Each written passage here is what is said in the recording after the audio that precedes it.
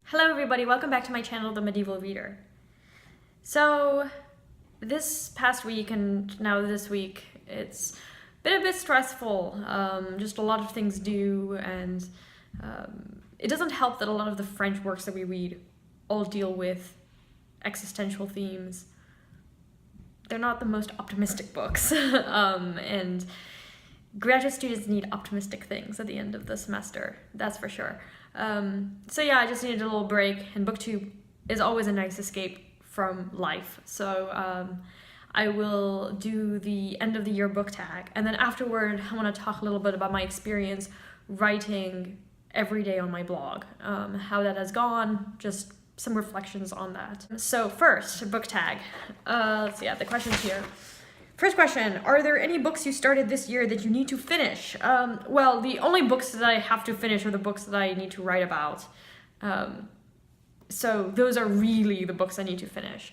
But I did begin Room by Emma Donoghue. I'm halfway through it. I am enjoying it so far. All of these books have white covers for some reason. If you don't know, Room is about a boy named Jack. He's 5 years old, and he and his mother live in this room, and he was born in the room, he's lived his whole life in the room, he thinks the entire world is this room. And we come to learn more about why he's in the room and what's going on. I think that this is a really powerful but also funny book, so I've been enjoying this a lot. And then of course I'm reading The Givenness of Things, the essays by Marilynne Robinson. I'm almost done with it, but I'm just taking my time just reading one essay every couple days. I've started a lot of nonfiction works. The ones that I've finished are for school. They're to help me write my term papers, so I'm not really going to talk about them here. They're not really accessible. They're in research libraries. But I have begun this one. It's called Ecclesiastes Through the Centuries. Show you the cover, by Eric S. Christensen. Ecclesiastes Through the Centuries. So Ecclesiastes is a book in the Bible, and it's one of my favorite books in the Bible. I find it incredibly fascinating because it doesn't feel like it should belong in a religious text. Like the character of the teacher or the preacher or Kohelet, he's called a number of things depending on the translation. He says that life is meaningless. And it's more complicated than that, but it's a book that shocked me when I first read it at 15. And I've been really interested in the history of its reception, both in the East and the West. This book mostly deals with the Christian reception of Ecclesiastes, but a book on the Jewish reception would be equally interesting. And so far it's been really nice. I mean, it's not so much about, what is the true interpretation. It's more of just, what have people said over the centuries? Jerome, Gregory the Great, others. Well into the modern period. There have even been secular authors who have written about Ecclesiastes. In the 18th century, Voltaire wrote a poem that was actually quite serious, not satirical, on Ecclesiastes. So it's a topic that I've been wanting to find a good book about for a while. And so when I heard this one had come out some years ago, I think it's been published for a while now, 2007, I was like, well, I have to go and, get this from the library. So I just dip in and out of this one too. Okay, Number 2, do you have an autumnal book to transition into the end of the year? So I'm going to kind of twist this question. In the autumn, I'm mostly focused on the stuff that I have to read for school. The most autumnal book that I can think of is actually a Harry Potter book. I did begin rereading the series as an adult, and I would like to continue doing that next year. But I do have a winter book, and it's always a Charles Dickens book. I love reading Dickens in the winter. And I would like to read Bleak House this winter. So I guess a book to transition into the new year, I would say Bleak House by Dickens. Is there a new release you're still waiting for? So I don't have any new releases that I've pre-ordered, but I'm waiting for. Instead, I want to recommend 2 books. Well, okay, I can't recommend them, I haven't actually read them. But I do want to make you aware of these 2 books. and they seem to be quite good. The first is a new translation of the Odyssey by Emily Wilson, who is a professor of classics at the University of Pennsylvania. Her new translation has received a lot of attention, first because it's a new translation of the Odyssey, and second because this is the first translation of the Odyssey made by a woman. So there's been a lot of buzz surrounding this new translation. I've heard it's really good. And then in October, so the Odyssey translation came out November 7th.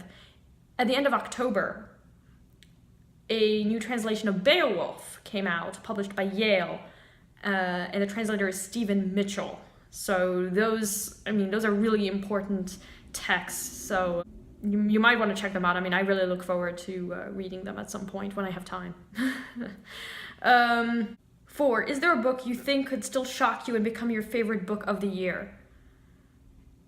Well, I know that Jess at the Garden Scriptorium and I, at least we have tentative plans of reading To the Lighthouse at the end of the year. So maybe that book, if I read it before January 1st, it might. Anything I read could potentially become a favorite. I don't purchase books that I think are going to be 3-star reads.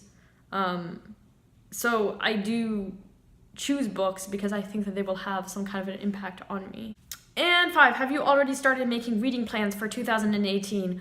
The only reading plans I really have for 2018, again, are school-related. I do have a TBR reducing plan. I'm going to call it the Read 5 Challenge. I will read 5 books off my TBR before I'm allowed to buy 1 book.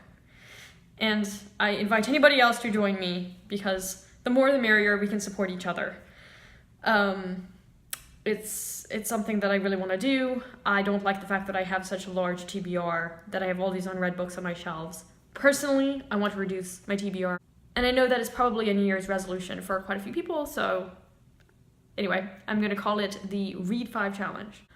And then in the blogosphere, there is a blog, and I will link it down below, that's hosting a read-along of the Bible, both the Old and New Testaments, as literature. So I really would love to do that, so I think that will be great. So the 2 major things is either TBR, so read the books on my shelves, so read 5, and then I can buy one book, not 50 books.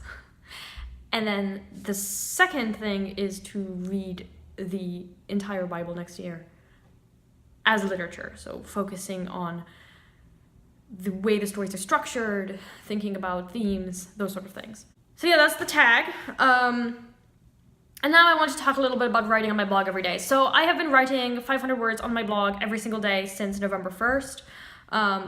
The last day will be November 30th. I will not be continuing daily blogging in December, but I will be writing at least 500 words a day on my own, mostly for school, let's be honest. But I really do want to keep up with this daily writing. I think it's really, really important. I think the hardest thing for me has been coming up with ideas for blog topics. There would be days when I didn't know what to write about, but and then I didn't always schedule in an hour to write. I think that I would like to start writing at the same time every day. There were days when I posted at 12:30, 1 a.m. the next day. I still count that for the previous day since I didn't sleep, so I see that as the same day. But I'm not a late night person, I'm an early morning person, so I think I'd like to wake up earlier and really schedule time to write. So there's that. So scheduling, because I didn't always schedule time, I didn't always feel as motivated to write, or I would be really tired. And second, coming up with blog topics for 30 days, well, that was really hard. A lot of what I was reading was just so specific, that I didn't feel like I could really talk about it on my blog. So then I would be trying to read essays and articles and just trying to come up with ideas. And I think for the most part, what I came up with was good. I mean, I have been rereading some of my old posts, and I think that I think they're acceptable. So yeah, generally it was a really good experience. I don't think that you should blog every day. I'm sure my followers are annoyed with seeing a post written by me every single day. I certainly don't have the motivation to post every day. Not that you need to be motivated to write every day, but posting is public, it's on a book blog, so it has to be book related. Something that would be accessible to a large number of people. I did talk a little bit about graduate school, but yeah, I don't really necessarily recommend blogging every day, but writing 500 words every day has been a good experience. I do feel this necessity to write now. I think I've started this habit where I feel like if I don't write one day, it's like I didn't brush my teeth one day, you know? So I think that's good, and I really want to continue doing that. Let me know what your thoughts are on anything related to the tag or daily writing. If you have any tips, if you're a daily writer and you have any tips for me, that would be wonderful. I think that it is a very valuable exercise, even if you don't want to be a published author. Writing really helps you formulate your thoughts. If you're a graduate student, you really should consider yourself a writer, because you are a writer, and we're often asked to binge write at the end of the semester. We hardly get any practice during the semester. It's something that we really need to schedule in during the semester, because it's really, really hard to write well in a few weeks at the end of the semester for 3 or 4 classes. Like, that's just so hard. And I mean, I haven't really started on any of my final papers, to be honest, but I know that this daily writing exercise has been valuable and that it will continue to be valuable. So I do recommend that. It was really nice to be able to talk to you guys. Sometimes life is stressful, so I'm glad that BookTube is here. Thank you, everybody. Bye now.